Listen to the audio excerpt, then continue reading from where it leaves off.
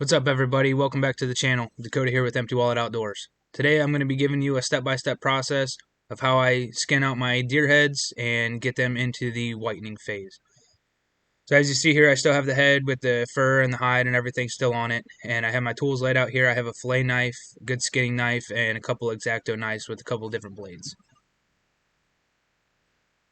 So to start things off, I usually just cut straight down the center, find that seam, and then start peeling it off one side to the other. This one was still a little bit frozen.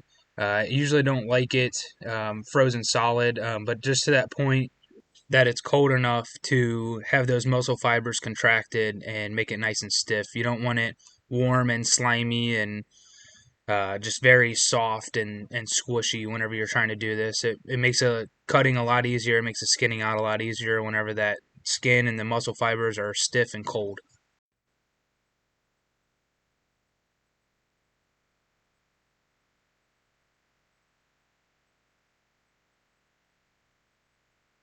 So we're just going to go through here. As you can see, I'm trying to get all that skin around the base of the antlers off first. Get all that out of the way so I can just peel the rest of it straight down towards the nose.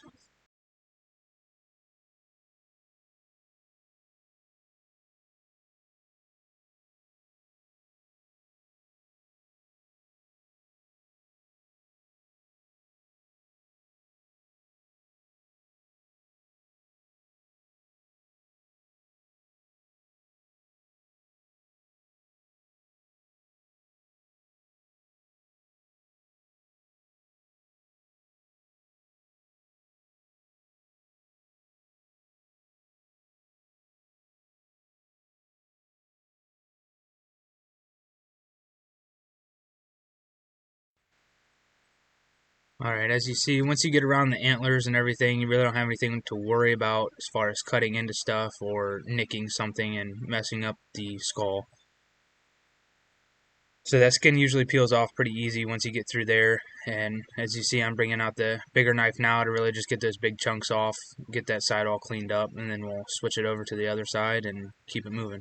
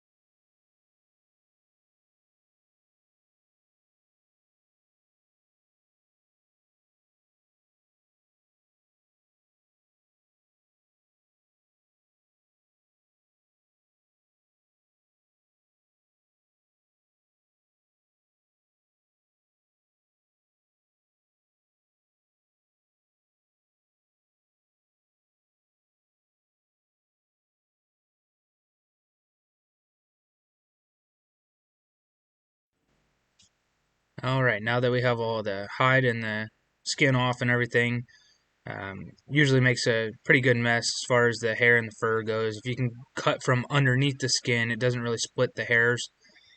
and you don't make as big of a mess. But as far as time goes, it's easier to just make that big cut through the hair, and clean up your mess after. I have a bucket right underneath the table that I slide all my scraps into. Once we get all this off, before it goes into the pressure washer, I like to try to take the knife and just get those big chunks of meat and fat and tissue and everything off. Just saves time whenever you're pressure washing. Doesn't waste as much water either. And it's just overall easier to get a good clean head to go into the pot. And once I start working around the cheekbones and the jaw lines and everything, I like to get that fillet knife out. As you can see, as I'm cutting, a lot of times that blade is flexing and bending to the contour lines of the skull. So I don't really cut into the bone or scrape anything or gouge anything. I don't want to mark that skull up at all. I want it to be nice and pristine and just natural looking before it goes into the whitener. So that fillet knife really helps with the flexibility of the blade, and it allows you to get a closer cut to the bone without actually cutting into the bone.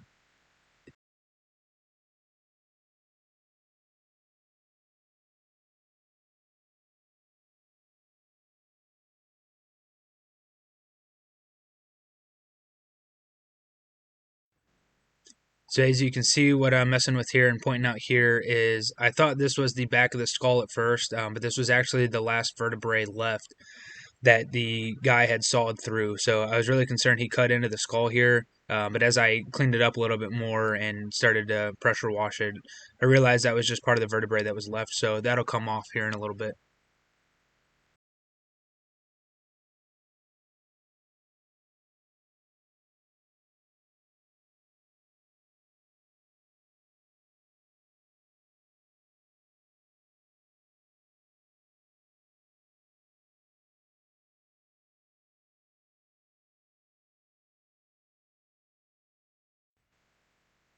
So usually at this point, I would go ahead and cut through the bottom of the jawline and peel that tongue out, but it's still pretty frozen. So I'm just going to go ahead and pressure wash it first, try to get everything thawed out deep inside, and then I'll just go ahead and start peeling it out.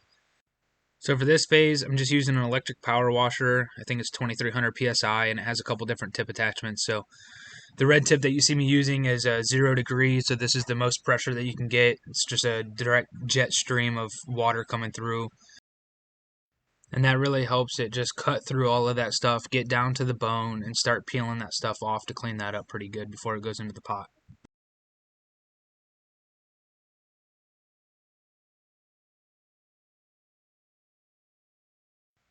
So right here, I'm just trying to really get all that stuff off the gum line and where the jaw line is. A lot of the spots where the skin ends, such as into the teeth and at the base of the antlers and stuff, that stuff is usually pretty hardened, and it is pretty hard for it to come off even with a knife. So I just like to blast it pretty good, try to get it loosened up or broken up as best I can to clean it all off better. So this is a pretty messy process, as you can see. A lot of the back spray comes right back at you. You can start seeing some fat and tissue that's on my sweatpants now, and it's I mean, once it comes off that pressure washer spray, and it'll go wherever it wants to go.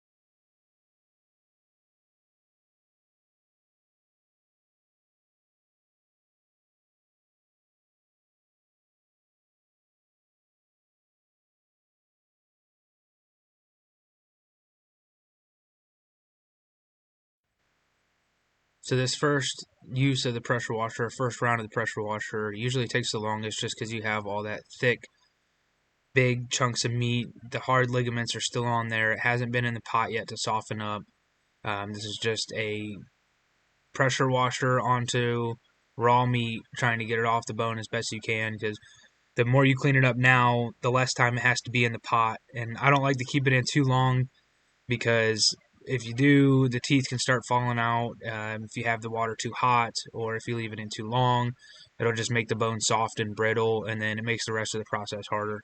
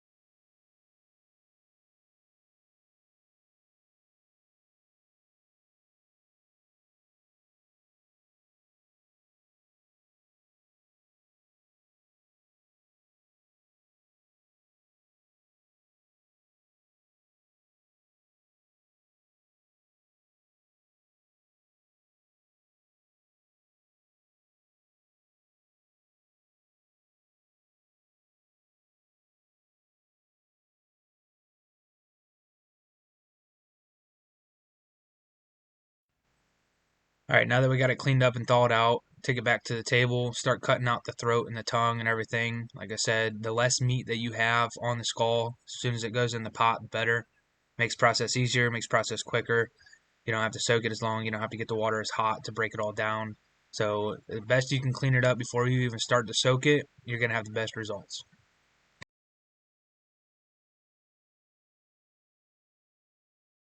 All right, so we have the pot ready now. As you can see, it's not boiling. It is just hot enough to steam and simmer a little bit. If you don't want it boiling, that's how you ruin the teeth, ruin the skull. So just hot enough to break that tissue down, just a nice little simmer. That's all you need. As you can see, I have a rake candle across my pot. I like to throw that there and then tie some wire around the antlers and suspend that into the water. You also don't want it sitting on the bottom of the pot because that's going to be the hottest part, one, but two, if that bone sitting right on it, you're going to cook the bone instead of the tissue. So I just wrap that up here and we're going to let it sit for probably 20 minutes or so, just enough to break everything down and get everything softened up really good. So you come back, as you can see, that tissue started to break down and started foaming at the top. Usually that'll leave a stain on your pot, so don't plan on using it for food after that. But we're going to bring this over and we're going to hit it with the pressure washer now that everything's been cooked down a little bit. And this is whenever you'll start to see like the bigger chunks coming off and it just really starts peeling off once that stuff starts cooking off the bone.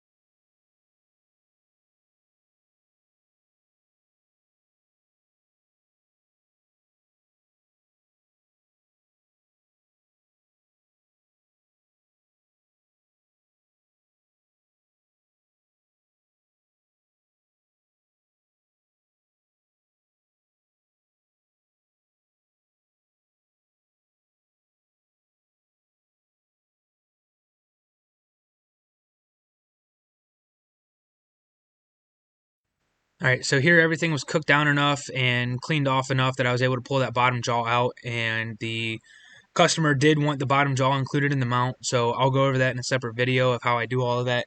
But I got it pulled off here. I'm going to go ahead and get that cleaned up real nice and just start getting the two pieces ready for the whitening.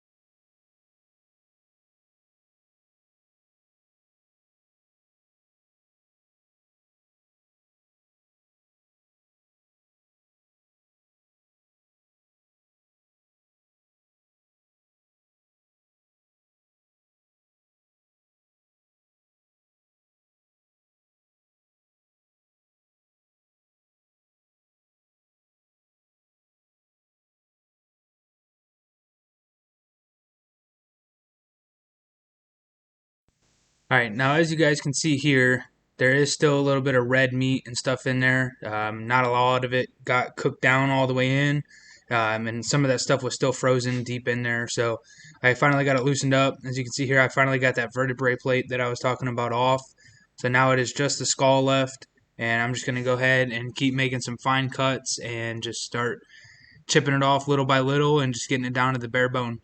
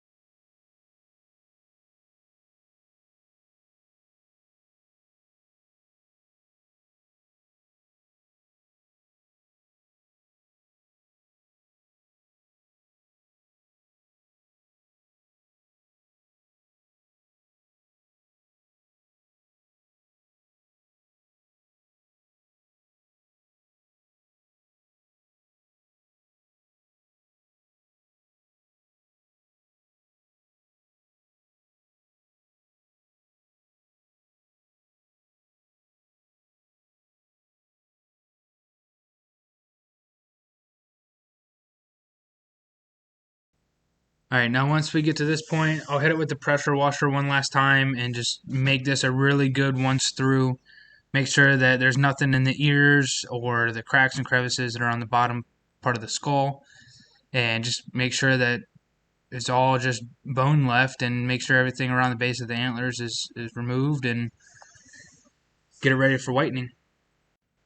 All right, so this is what the bottom jaw looks like. It's pretty cleaned up, nice and clean. And you can see that's just the coloration of the teeth. That's not any of the skin or anything that's on it. So that's going to head over to the whitening area.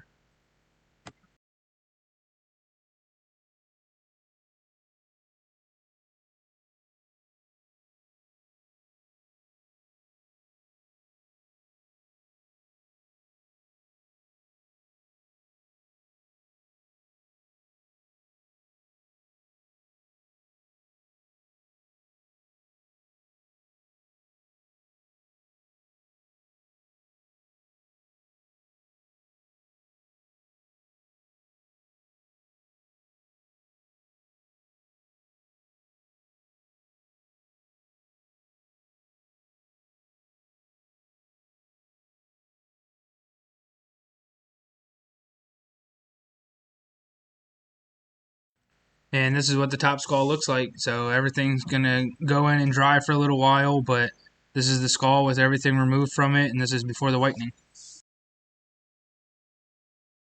All right, so for the bleaching stage, this is the Quick Blue bleach powder that I use. And then I use the Volume 40 Hair Developer just by Salon Care. I get all that stuff from Sally's Beauty Supply or wherever. But I just mix that stuff up. I don't know the proportions for you, but I just make it thick enough to be like a paste to where it's not gloopy, it's not dripping and stuff, and just smear it on and paint it all on like this, and we'll get it all covered up in bleaching agent, and then we will wrap it up.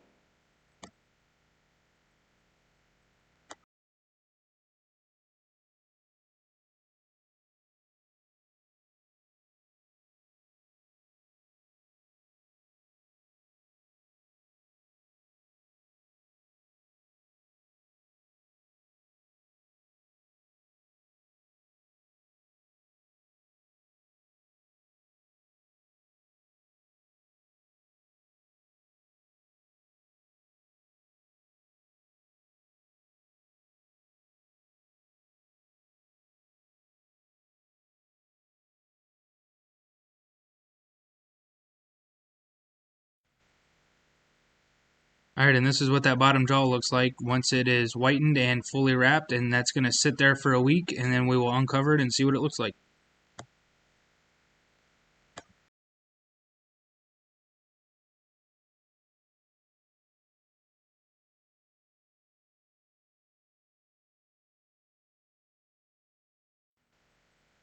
Alright, so for here, as you see, I'm putting the plastic wrap down first just because this is a much larger piece and it's going to hold a lot more bleach stuff. So I don't want any of it dripping out and just make it a huge mess.